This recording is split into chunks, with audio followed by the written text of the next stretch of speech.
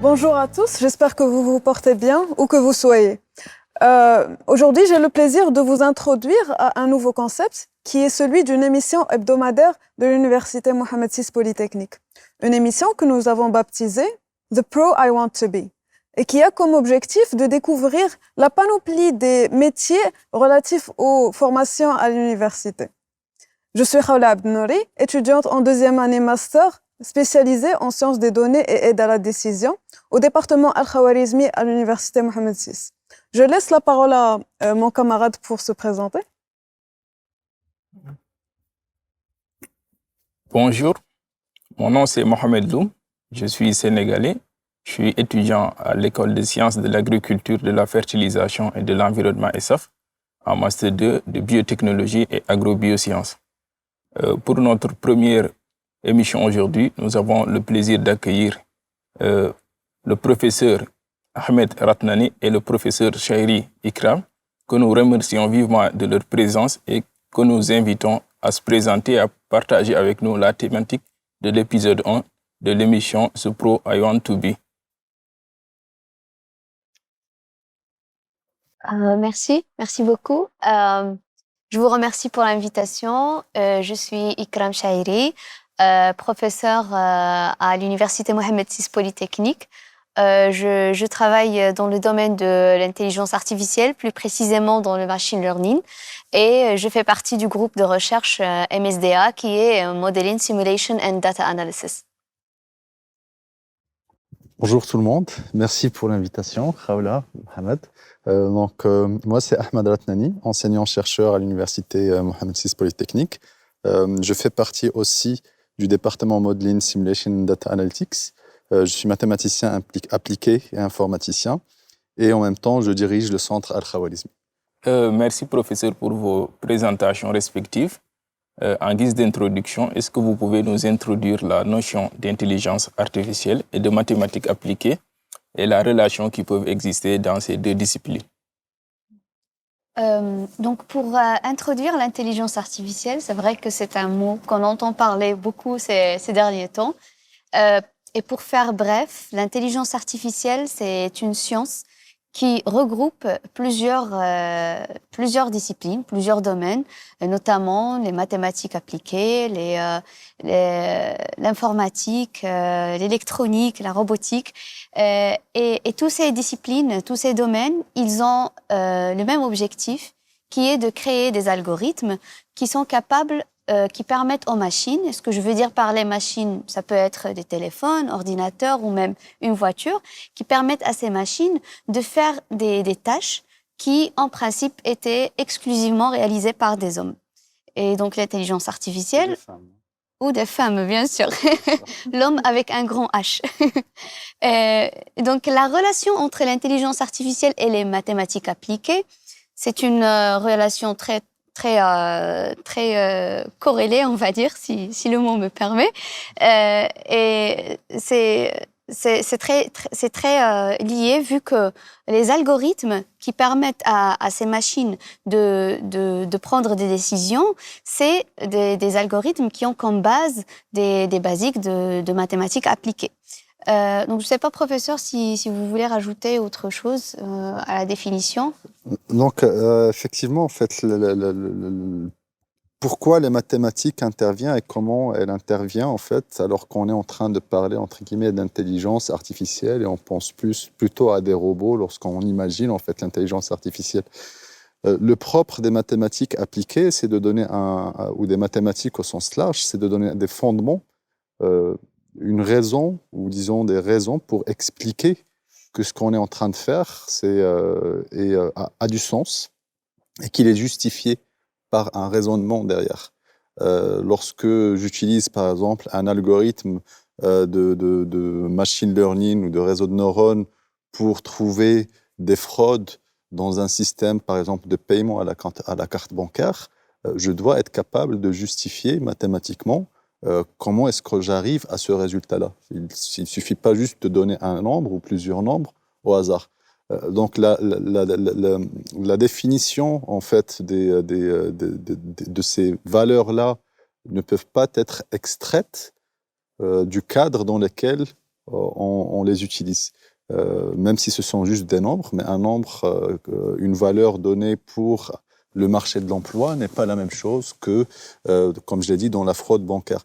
Donc les mathématiques appliquées viennent comme une base qui permet de justifier, d'implémenter aussi, d'élaborer les algorithmes qu'on va implémenter. Et par la suite, les étudiants ou les professionnels pourront en fait en élaborer de nouveaux. Parce que tout simplement, les algorithmes qui existent ne sont pas tout ce qui existe ou existerait. On continuera toujours à créer de nouveaux algorithmes parce qu'il n'y a pas un algorithme qui est générique, qui sait traiter toutes les tâches. Donc on doit trouver les bons algorithmes ou les bonnes méthodes pour les bons problèmes qu'on considère. Justement, pour entrer un peu plus profondément dans la thématique d'aujourd'hui, est-ce qu'on peut avoir une idée des relations qui peuvent lier l'intelligence artificielle avec d'autres disciplines scientifiques? En fait, vu que l'intelligence artificielle, c'est un domaine qui est trop lié à la génération d'algorithmes, qui est à la base lié avec les mathématiques appliquées, c'est un domaine qui est transversal et qui est très lié avec plusieurs domaines, comme par exemple, on va dire, l'agriculture, l'industrie.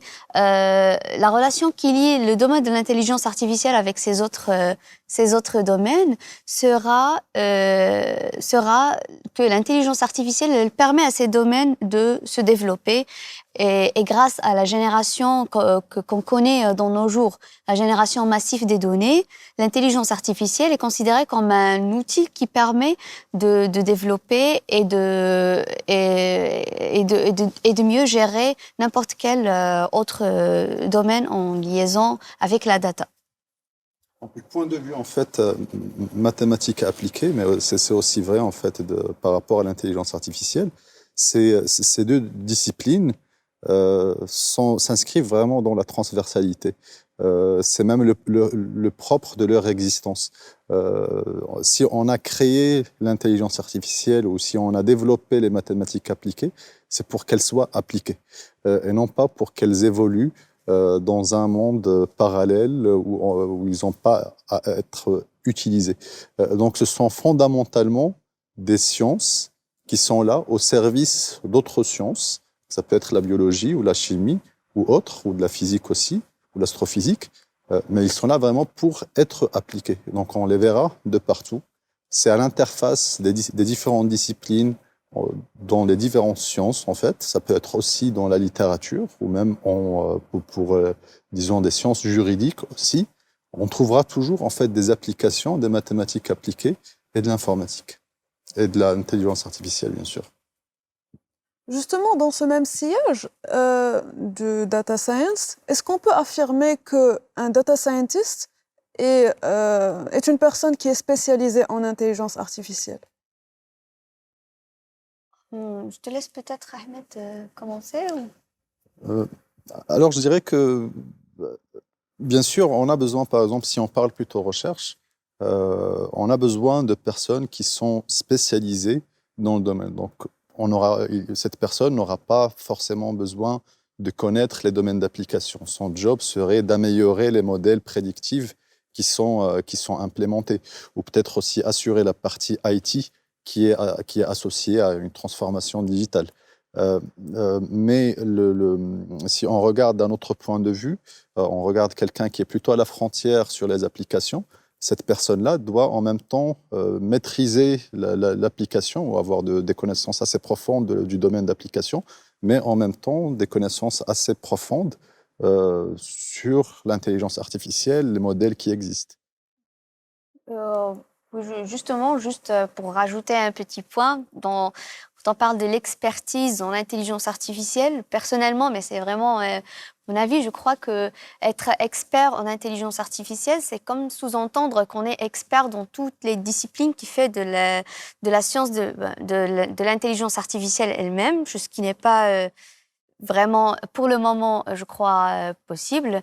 Mais quand on parle plutôt d'un data scientist, je crois que c'est un profil de personne qui a cette aptitude de traiter les données, d'extraire l'information des données, aider à la décision dans le cadre où il travaille. Et donc, et vu que la data science est vraiment une composante importante de l'intelligence artificielle, ça fait de lui une sorte d'expertise en intelligence artificielle. Voilà.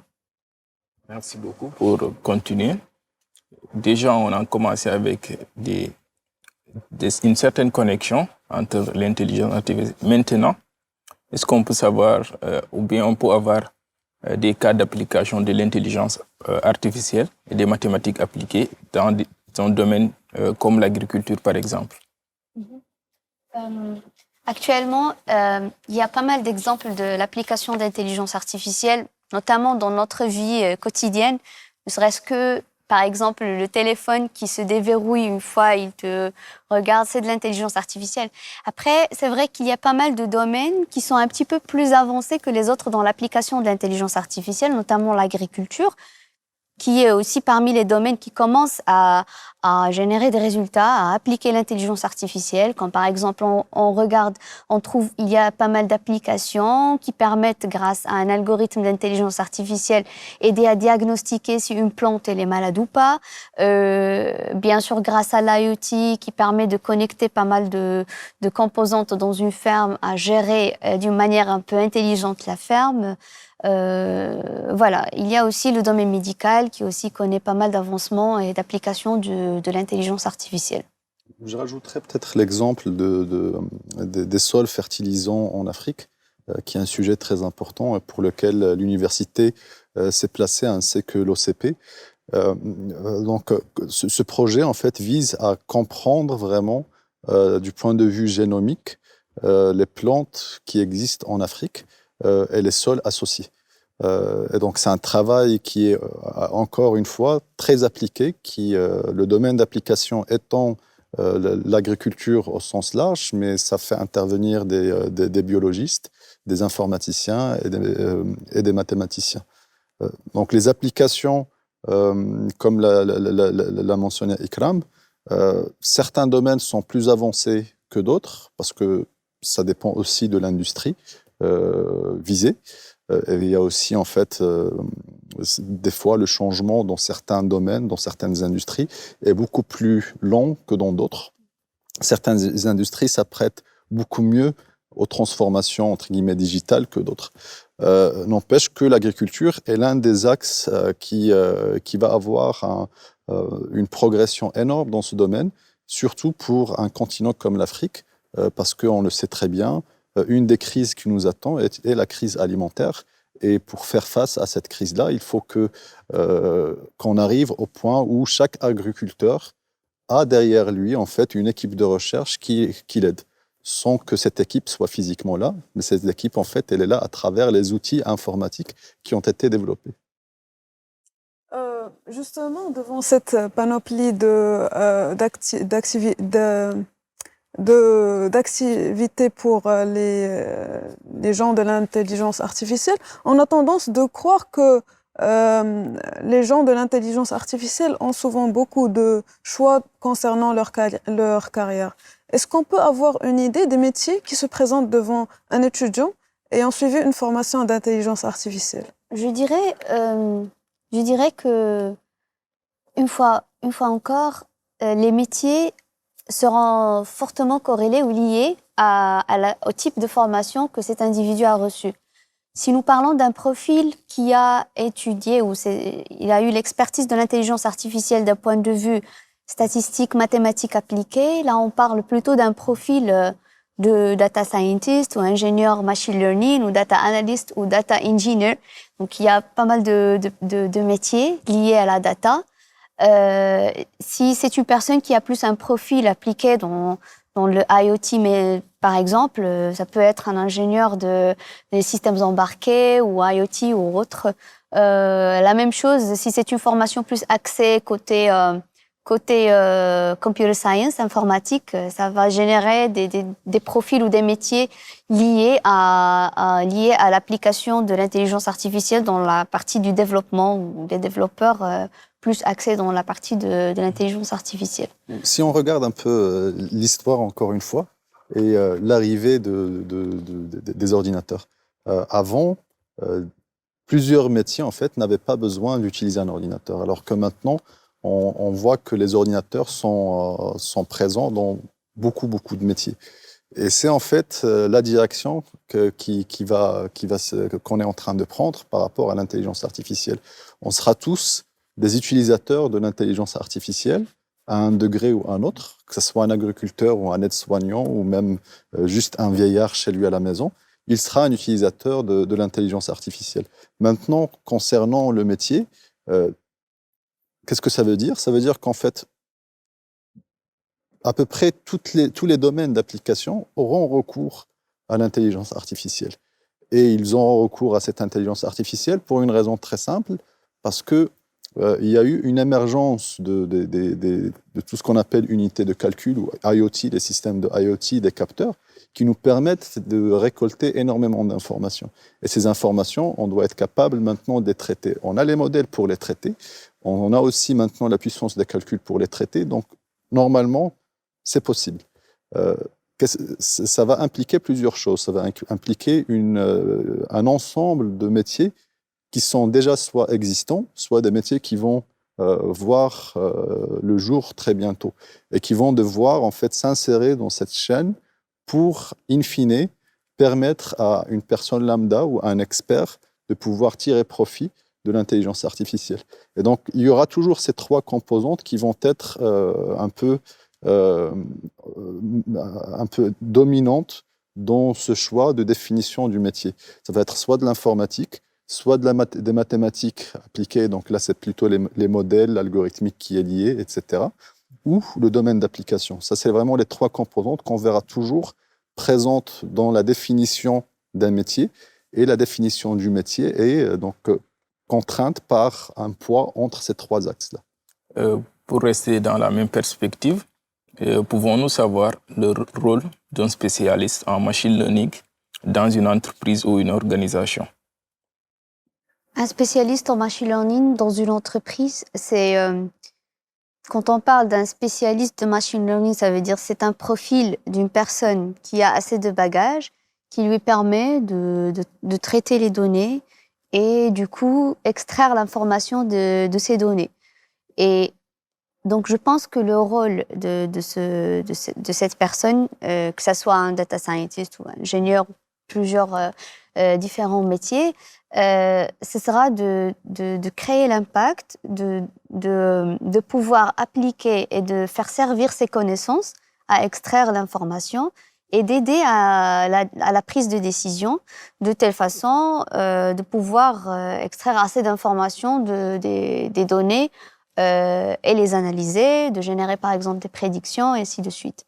Donc ça dépend du contexte de l'entreprise ou de l'organisation où ce profil est en train d'exercer son métier. Alors, il y a un point super intéressant ici, c'est que par nature, la personne qui va faire de l'intelligence artificielle devrait faire en sorte d'automatiser le travail. Donc, on arrivera au point où cette personne va automatiser son propre travail. Donc, on n'aura plus besoin de cette personne-là. Et c'est le cas, en fait, ce qu'on appelle le AutoML. Donc, bientôt, on n'aura plus besoin des gens pour tuner les modèles et faire en sorte que ces modèles-là marchent. La machine pourra les faire elle seule. C'est un peu comme l'histoire de l'évolution de Darwin. Ceux qui vont rester, ce sont ceux qui réussiront à s'adapter au marché. Par contre, il y a quelques composantes, quelques points que eux ne vont jamais disparaître. Et ces points, c'est le fait que la personne doit savoir modéliser. Donc, à partir de la discussion avec quelqu'un qui est dans la finance ou dans l'agriculture, il pourra modéliser, conceptualiser les besoins de la personne. Ensuite, répondre aux besoins, donc implémenter, savoir écrire des codes, et à la fin, pouvoir interpréter ce qu'il observe. Ces trois composantes, si un étudiant ou un chercheur les maîtrise, ça veut dire qu'il saura toujours s'adapter à l'évolution du marché, peu importe la situation. D'accord. Comme vous venez de l'évoquer tantôt, on est dans un monde en perpétuel mouvement. Maintenant, Dans quelle mesure pouvons-nous faire confiance à l'intelligence artificielle dans la prise de décision en général? Vas-y. Alors, jusqu'à quelle mesure on peut faire confiance aux machines? La réponse, elle est simple mais est compliquée en même temps. Un des points qu'on veut lorsqu'on développe un modèle, c'est de déterminer en fait sa robustesse. Est-ce que ce modèle est robuste? Si je fais en fait, et ça c'est pris en compte en fait actuellement, tout le monde fait ça. Mais si je fais le parallèle avec la crise financière en 2007-2008, à l'époque, les gens aussi calculaient le risque d'investissement sur les produits tétrisés, etc. Le problème, c'est en fait ce qu'on appelle la valeur durant le risque, donc la value at risk. Donc, lorsque notre modèle ne prédit pas correctement les valeurs, est-ce qu'on est capable de mesurer l'impact de cette erreur-là sur la situation réelle? Si je prends par exemple un avion, je ne voudrais pas, de toutes les manières, les autorités n'autoriseront pas un outil basé uniquement sur l'intelligence artificielle. Donc on pourrait utiliser l'intelligence artificielle dans certains domaines, et déjà parce qu'il y a un problème de loi, de légalisation, de législation qui nous permet de valider ou de cadrer du point de vue juridique l'utilisation d'outils informatiques, mais aussi ça peut être du point de vue humain.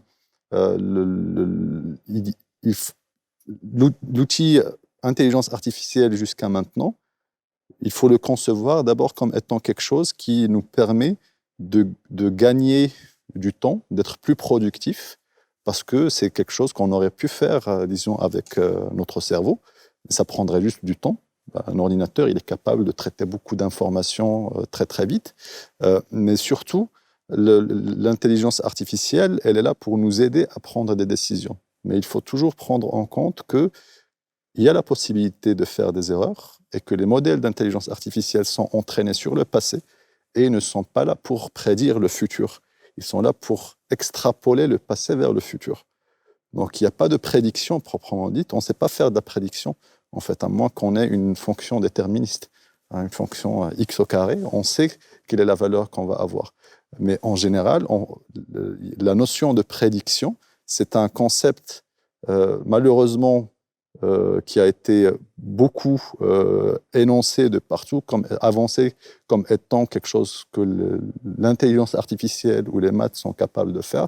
En réalité, ce n'est pas vrai. Tout ce qu'on sait faire, c'est de l'extrapolation. On extrapole à partir de certaines données qu'on a, on extrapole des valeurs. Mais ça ne veut pas dire forcément qu'on est en train de prédire exactement ce qui va se passer. Effectivement, en vous entendant parler, on a l'impression vraiment que l'intelligence artificielle s'impose un peu partout dans la vie humaine. Et cela nous pousse à se demander, est-ce que l'intelligence artificielle pourrait éventuellement rivaliser avec l'intelligence humaine? Je dirais que déjà, le concept de l'intelligence humaine ou l'intelligence biologique, je crois que c'est un concept déjà qui a beaucoup... Sa définition a beaucoup évolué avec le temps. Et donc, déjà pour poser intelligence artificielle et intelligence humaine, ça nous incite déjà à nous poser la question déjà sur la définition de l'intelligence humaine et ce qui nous permettra de distinguer l'intelligence artificielle de l'intelligence humaine. Ce que je veux dire par là, c'est que l'intelligence artificielle telle qu'elle est conçue jusqu'à présent, c'est un ensemble d'algorithmes où l'humain, il garde encore pas mal de contrôle sur ce qui se passe. Mais je crois que ça sera plus sage ou plus sain de le concevoir comme un outil de aide, de support, plutôt que de rivalité, parce que l'intelligence humaine, elle a beaucoup plus de composantes qu'avec l'évolution de l'humanité, on ne cesse de trouver d'autres choses et que je ne crois pas que faire la comparaison entre ces deux intelligences soit raisonnable. Voilà. C'est mon avis. J'irais un peu plus. Pour pouvoir comparer intelligence artificielle à intelligence humaine, il faut d'abord être capable de définir ce que c'est que l'intelligence humaine. L'intelligence artificielle, on est capable de la définir. C'est vrai que les deux mots, il y a intelligence artificielle, mais on aurait pu les appeler autre chose. C'est plus un mot marketing.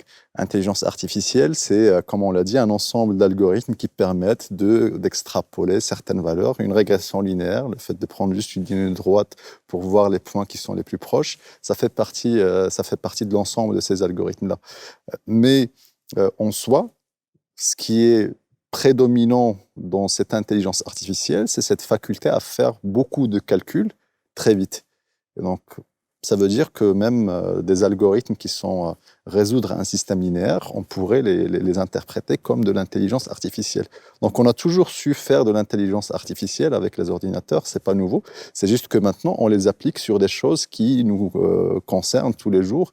Et la puissance de calcul ayant évolué, on est capable de traiter des problèmes de plus en plus complexes, chose qu'on n'arrivait pas à faire avant.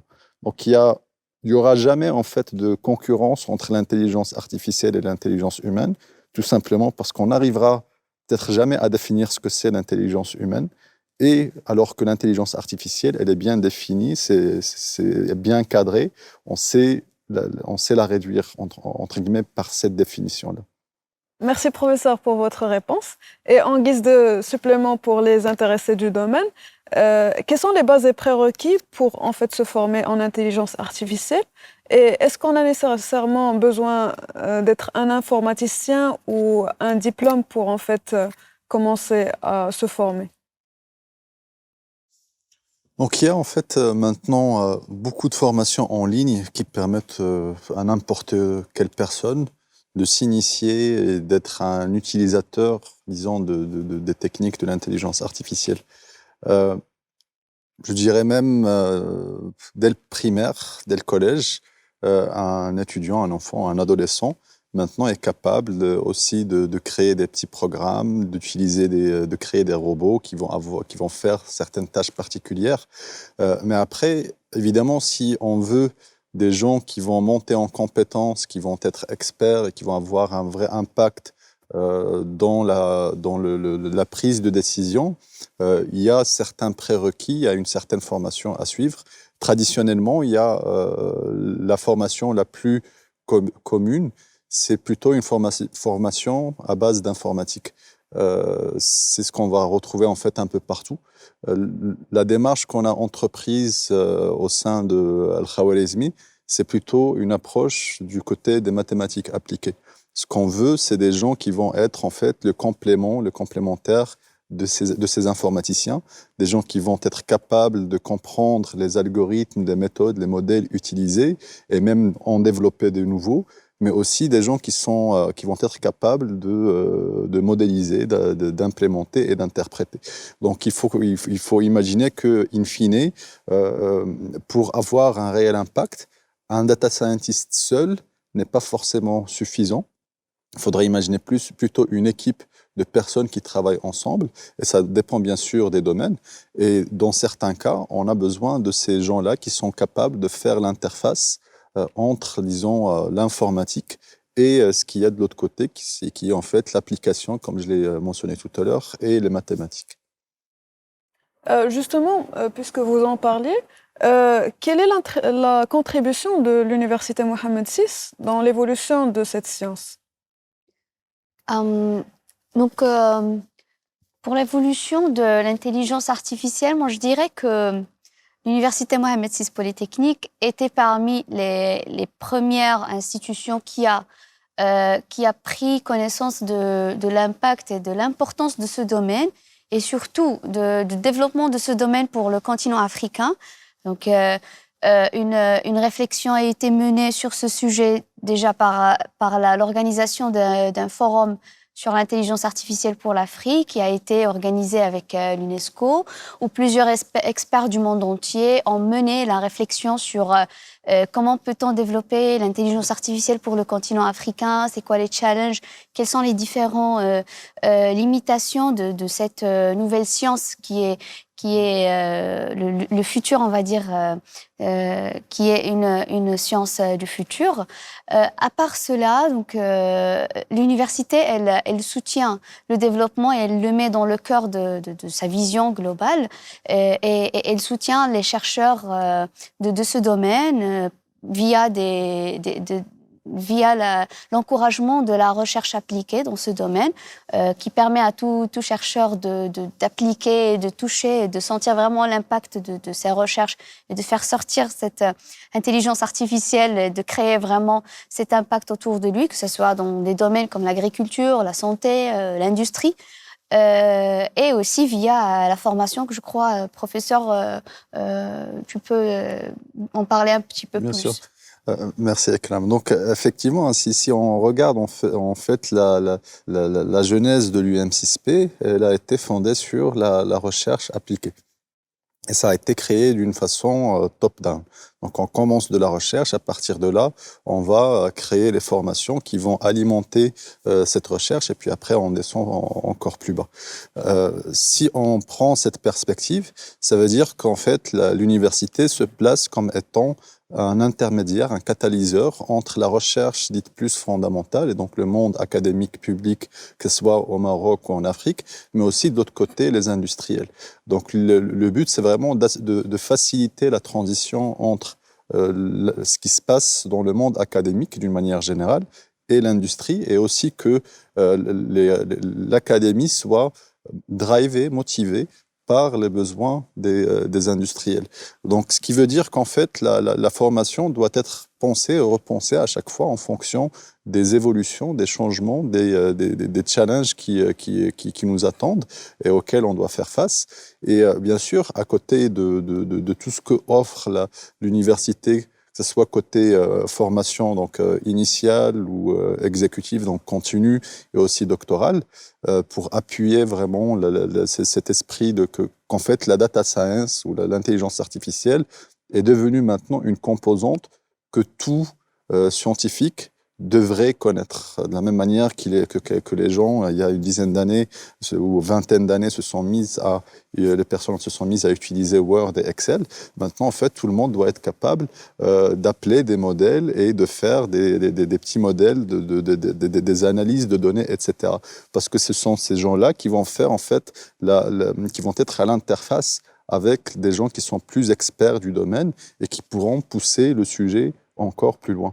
Donc, en dehors de ça, il ne faut pas oublier que l'inauguration du data center et du supercalculateur vient comme un appui aussi pour les entreprises, pour leur permettre de réussir leur transformation digitale.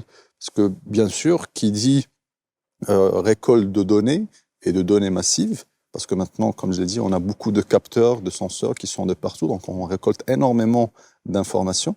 En fait, on doit être capable de les traiter. Et toutes les entreprises, et surtout les moyennes entreprises ou petites entreprises, n'ont pas la possibilité d'acheter de gros supercalculateurs. Et donc, le data center, il sera là pour aider ces gens-là à créer des modèles, donc à entraîner leurs modèles. Et donc, à la fin, ils récupèrent un modèle entraîné qu'ils pourront utiliser pour leurs différentes tâches. On le sait tous, depuis des années, l'intelligence artificielle et les mathématiques appliquées ne cessent d'attirer la curiosité des gens. Et on le sait dans le passé que des formations comme les télécoms ou les finances ont attiré aussi des gens, mais il n'y a pas eu une adaptation au marché de l'emploi. Comment vous, à l'instant, vous pouvez assurer un recasement des lauréats dans ce domaine spécifique qui est l'intelligence artificielle et les mathématiques appliquées? C'est une très bonne question parce que si on regarde un peu, encore une fois, l'histoire, on verra qu'il y a une vingtaine d'années, il y a eu le boom des télécommunications. Donc beaucoup d'étudiants, il y a même des écoles d'ingénieurs qui ont été créées pour les télécoms. Et après, on a vu qu'en fait, le marché de l'emploi ne demandait plus autant de personnes dites spécialisées. Ensuite, il y a eu la crise aussi financière. Pareil, on a formé beaucoup de gens dans le domaine pour les marchés financiers. Et pareil, ces gens-là arrivent à un moment où le marché de l'emploi est un peu, disons, saturée, et ils doivent repenser leur conversion. Et c'est pour cette raison, en fait, qu'on part du principe que si on veut garder quelque chose qui va être périn dans le temps, peu importe l'évolution du marché de l'emploi, c'est plutôt au niveau de l'intellect. C'est le cerveau, en fait. Ce qu'on doit former, c'est des gens qui ont une démarche scientifique, qui sont justement capables de modéliser, qui sont capables d'implémenter et qui sont très habiles côté implémentation. Donc, ils peuvent s'adapter aux évolutions disons, de l'informatique et des outils informatiques dans ce secteur-là, sachant qu'à peu près chaque 6 mois, il y a vraiment des avancées majeures en informatique associées. Et puis, l'autre point qui est l'interprétation. Et c'est pour cette raison qu'en fait, notre formation, elle est vraiment basée sur le côté mathématique appliqué, parce que c'est ce qui va assurer avec l'informatique la transversalité. Ayant assuré cette transversalité, on peut prévoir qu'en fait, les futurs lauréats pourront s'adapter au marché, peu importe le domaine d'application, peu importe en fait les évolutions de ce marché-là, parce qu'on a travaillé plutôt sur leur démarche scientifique, dédiée bien sûr à l'intelligence artificielle, mais c'est ce fondamental qui est l'intellect qui va rester un facteur commun tout au long de la carrière du futur lauréat. Merci beaucoup, professeur. Et en fait, c'était la dernière question. On arrive à la clôture de notre première rencontre. J'invite donc nos chers professeurs de dire un dernier mot concernant ce sujet. Si... un dernier mot. Bon, je crois que ce que je pourrais dire, c'est que nous, comme professionnels aujourd'hui, mais à un certain moment, on était des étudiants face à différents choix. C'est toujours très crucial ce moment où on doit prendre une décision, choisir, savoir quel est le métier qu'on aimerait le plus et décider. Je crois que ce qui est important, c'est qu'il ne faut jamais se poser des limites, parce que finalement, les limites, c'est ce qu'on se donne à nous-mêmes. Et hier, l'intelligence artificielle était quelque chose de considéré comme étant ridicule et de la folie. Aujourd'hui, c'est quelque chose qui s'est concrétisé et que nous regardons, bien entendu, des algorithmes qui sont capables d'être mieux que des humains dans quelques tâches. Et voilà, donc il faut pas se limiter et se donner toujours la possibilité de rêver et d'atteindre ce qu'on voudrait faire. Merci. Pour complément, je vais encore dire une phrase de Björn, qui est en fait le créateur du langage C++. Il avait dit que pour intégrer la NASA, par exemple, vous avez plus de chances d'y intégrer si vous êtes un informaticien, ou moi je dirais aussi mathématiques appliquées, que si vous êtes un physicien. Donc en fait, les maths applis et l'informatique, ils s'inscrivent dans la transversalité. Vous pouvez travailler aujourd'hui en finance, demain en biologie, après-demain en chimie, et plus tard même dans l'histoire de l'art, si vous voulez, appliquer ces méthodes. Donc c'est vraiment, il faut le voir de cette manière-là. C'est ce type de formation ou ce type de discipline, c'est très très ouvert. Il est à l'interface de à peu près toutes les autres disciplines qui existent. Et pour des gens qui sont curieux par nature, ça ne peut être que bénéfique, parce qu'ils vont avoir une carrière très riche en fonction des interactions qu'ils vont avoir, des échanges, des domaines sur lesquels ils vont travailler. Donc, nous tenons à remercier une autre fois nos chers intervenants, professeur Ikram Chaheri et professeur Ahmed Ratnani. Et avec cela, nous vous donnons rendez-vous la semaine prochaine avec un nouvel épisode de l'émission The Pro I Want to Be, avec de nouveaux étudiants et de nouveaux professeurs. D'ici là, prenez bien soin de vous et à la semaine prochaine.